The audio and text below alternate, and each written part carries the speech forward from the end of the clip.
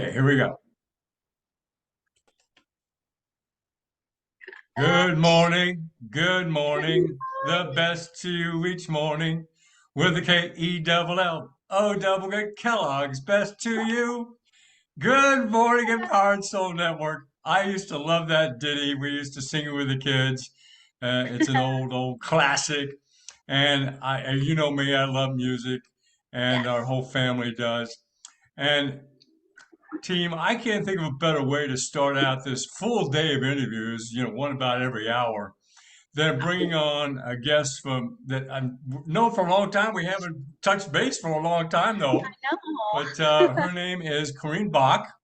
I'll let her further introduce herself, but I want to tout her. She is a person who helps singers to gain the vocal mastery to expand their whole repertoire, being able to be out there and express themselves in that musical way, helping Yep. people overcome their fears of all that, the challenges of all that, among other things in her career. She just recently got done being the soprano soloist in the Master Chorale of Tampa Bay's presentation of Annalise, which is Yes. based on the Diary of Anne Frank. Corinne, welcome. Welcome to Empowered Soul Network. Hi.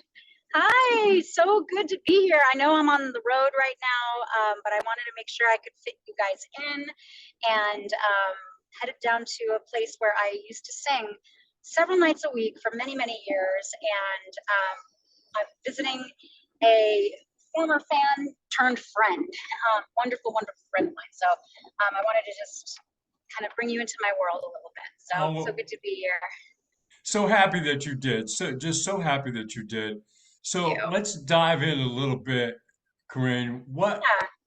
you've had a career in music. If you, what is it about that as you were kind of aspiring to that in school or however that, what was it about the energy of music that lit you up, turned you on? What was the journey like getting going and all that? Ooh, I just felt this like just butterflies and glimmer in my soul just talking about it, thinking about it. Yeah. Because everybody finds their own path to it in some way. Some people have family support and friends, colleagues. They have an easier kind of path to music, and I did not. Um, I just, I guess to start, I'll try to give it in brief. Um, we moved from New York City down to Florida, my mother and I, and we were pretty poor. And my mom was, raising me, and I mean, high school. I was in high school at that point, and it was just hard. It was really hard, and uh, people were saying, "Oh, you've got such a nice voice. You should sing." And I didn't do it. I didn't do it, and finally, I auditioned and got into the choir, into the musicals, into all this stuff, and I realized how healing music was, and how I'll just say this.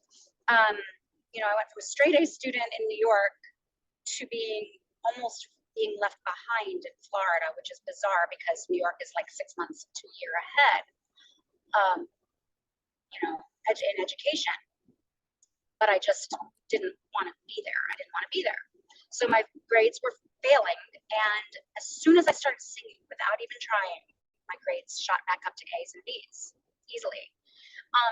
And I'm kind of illustrating that because today, um, it's being taken out of our school systems. It's just systematically being removed. And people, I think, are whatever organizations are doing that don't realize how healing music is for singers, students who are studying it and make it a part of their lives on a daily basis. And it gives them a safe haven to go to, people that they trust, their tribe. Um, I literally, it changed my life. Singing did. For me, it was singing and performing. And I followed it for the rest of my life. And I was determined to figure out a way to get a professional career going. And I did, but I did it the old traditional way. Like, went to college, got scholarships, did the thing, and eventually started singing in rock bands to make money while I was doing the operas and choir in school and college. And then I went to New York and started auditioning and started getting work, like Broadway tours, things like that. And then I started working on cruise ships. That's where I met your daughter, Crystal. So, and now I just want to teach others how to do that, and that it's okay, and that, you know, even though it seems expensive, it's worth it. So now I mean, I teach private lessons, and I do have, a method called the Heart Sing Mindset Method to help singers overcome their common fears. And it includes meditations and breath work and affirmations and yoga, aspects of yoga. And, but in addition to that, I also have a membership that's only $17 a month. And I'm not promoting that right here, but I'm illustrating it that it doesn't have to be expensive to feed your soul. And I I think mean a lot of that. people, yeah, go on. Well, no, no. I mean, I'm getting goosebumps as you're talking. I mean, that's just. I love that, and I know for myself, even just getting out and walking in the pathway in the woodlands behind, and just singing. Not worrying about whether my voice sounds great or doesn't sound great, but just expressing it that way. How have you seen people? So there's your beautiful story. How have you seen other people find that healing or opening up, even if they're not doing it professionally per se in school? How have you seen that, Corinne? I mean, I sing, I think all of us as professionals in whatever industry we're in my opinion, should do pro bono work. Everyone should.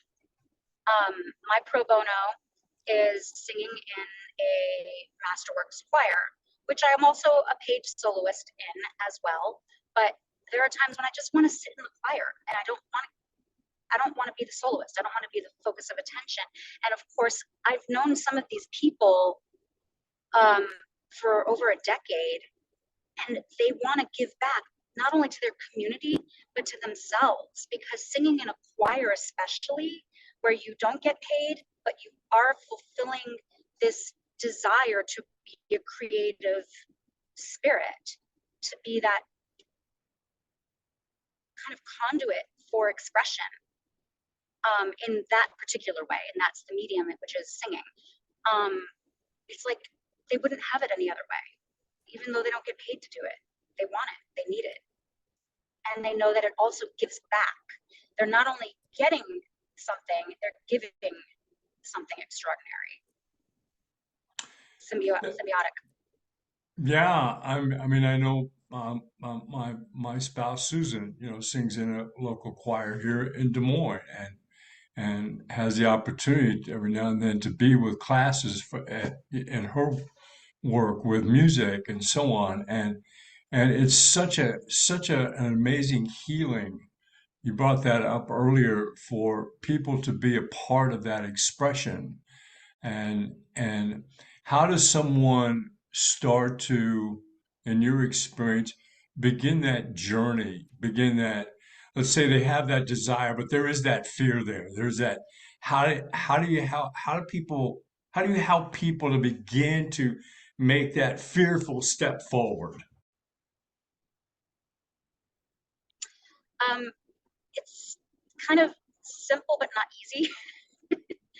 But it really does take just a matter of preparedness. Um, that old adage, fail to prepare, prepare to fail. And, I don't love that, but it does illustrate a very important point, that all you have to do is prepare yourself. Um, because the anticipation is always worse than the actual act of it, right? Hmm. So if you wanted to prepare to audition, learn how to read music a little bit. It seems daunting at first, but you've got to make a habit and just practice every day, a little bit, just a little bit, to sing in a choir. Just learn a little bit. You'll learn more when you're in the choir, but just learn enough to get that audition, and prepare a couple of pieces and take a voice lesson or two, or more, because really it does take more, but enough to just show that you love it enough to invest in yourself. to make that happen. Hey, wha- back to your journey a little bit as you're moving through school and college, and then you went through the being on the cruise lines and singing, and then continuing to go forward above and beyond just the energy of the music and so on. How did you find that the creative process helped you just as a person in your relationships and your other practical work? Because sometimes people, they have that career in the choir, or they have that expression in the choir, but then when they get back to the workday, suddenly the joy and the things go by the wayside. So Yeah. how have you found your journey as a person, as a soul? How's that helped you? The first thing that comes to mind for me is I become just things, the hard things are not that hard. Like the hard things that you face every day, um, they really aren't that hard. And you learn to overcome more difficult situations with a sense of ease and calm and focus. um, there's so much I could talk about in terms of like the science of music and how it affects your brain and rewiring your brain and neuroplasticity and all of the stuff that I actually studied also in. I got another degree in speech pathology, and I did that because I wanted to learn more about the brain and the vocal mechanism. So I got this secondary degree, but it just kind of solidified everything I already kind of knew and studied about the brain. It just makes life easier. It makes everyday situations more tolerable. I think that's about right. That's how I Yeah, feel about yeah. You mentioned the science behind all that. I remember that lady Gabby Gifford, who was the lady that was shot in the head back it. in Oh yeah. Arizona decades ago. Yep. And in her therapy, she could not speak words, but they found out that she could sing the exact same words Yep. because the music goes by both hemispheres where speech is in one area. And it became an astonishing healing. And they're just the power of music therapy and healing. It just, I get goosebumps thinking about that. I just did too. Yeah, can you share more about that energy of music Sure. therapy and what you've seen? Yeah. So, oh God, a prime example.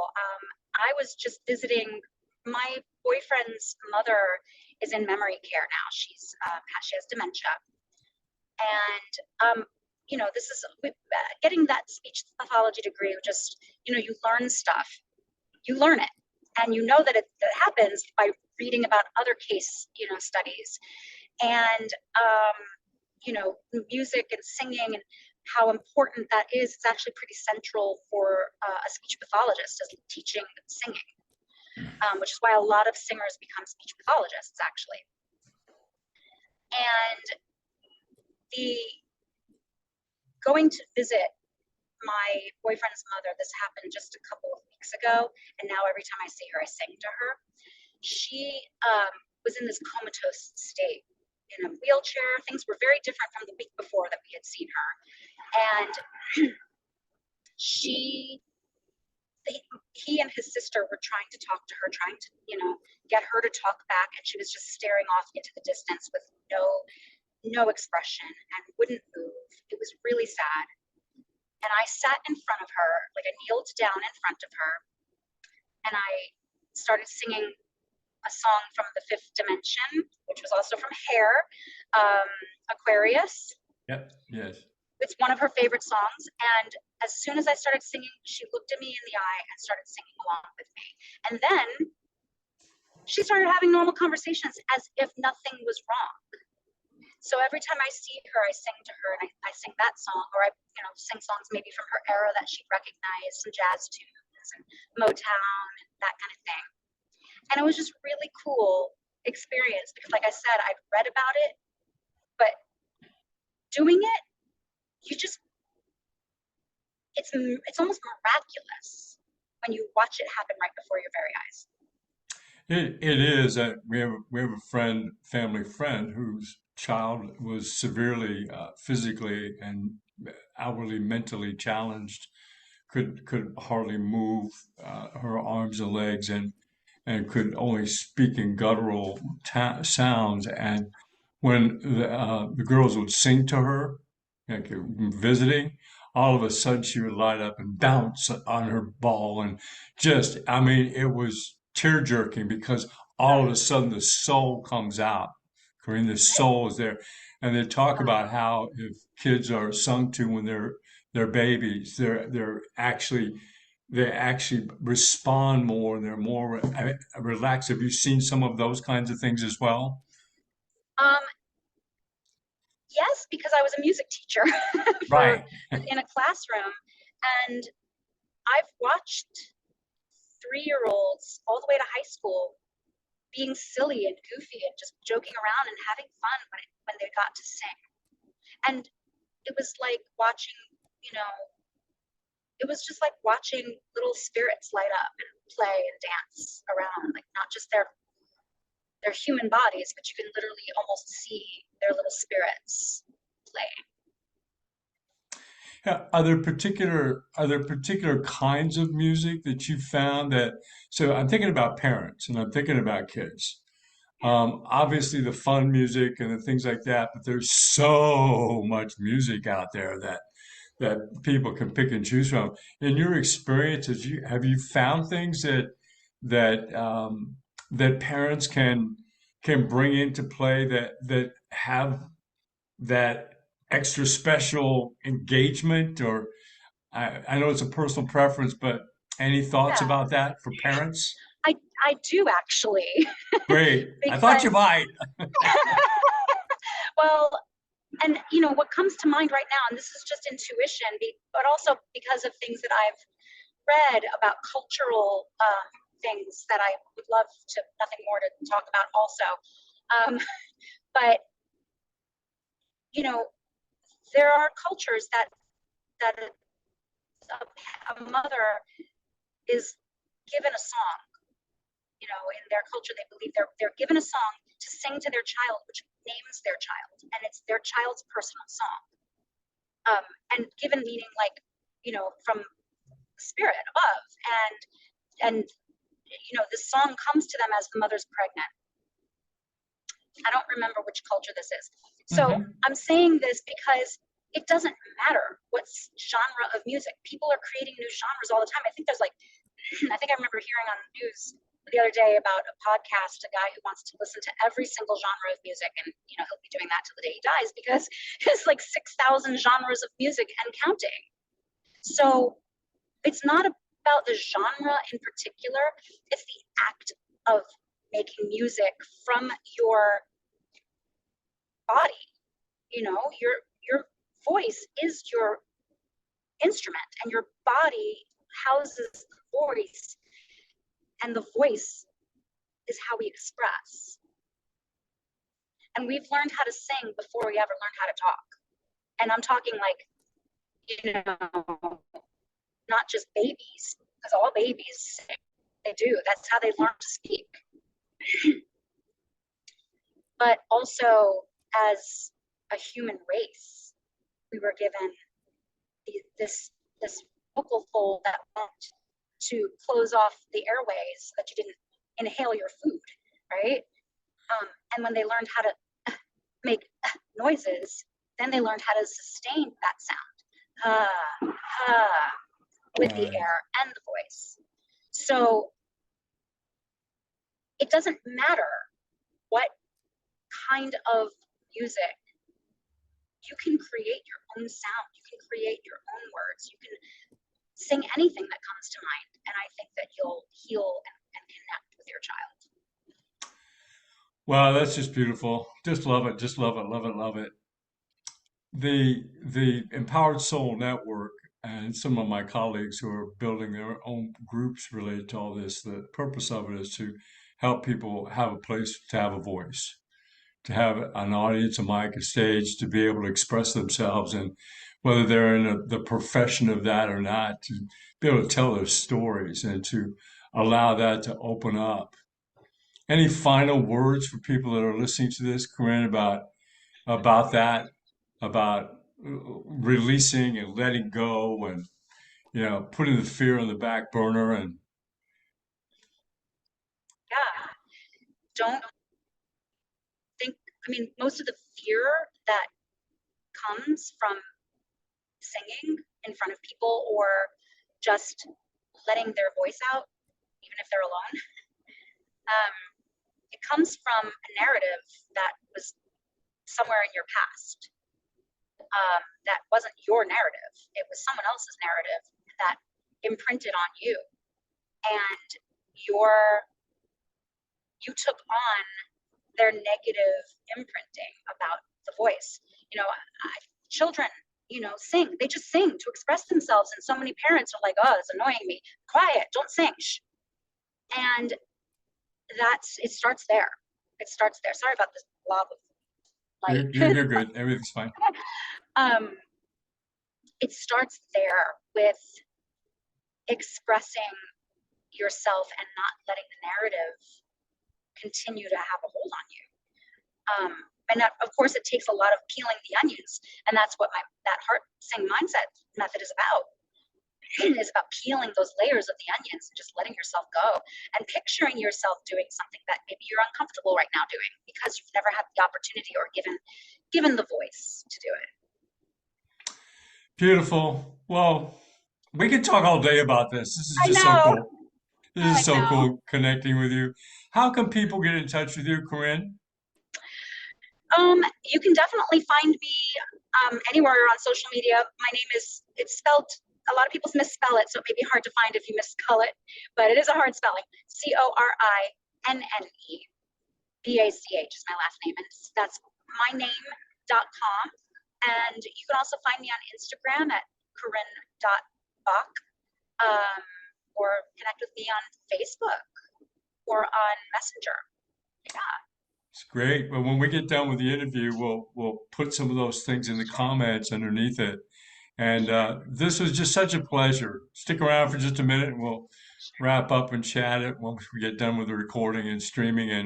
And again, everybody, look for Corinne's information below, and we'll see you in the next hour. Got another one coming up. It's going to be a great amazing. day. Corinne, thank you. Thanks, Paul. Talk soon, It's great to be everybody. here.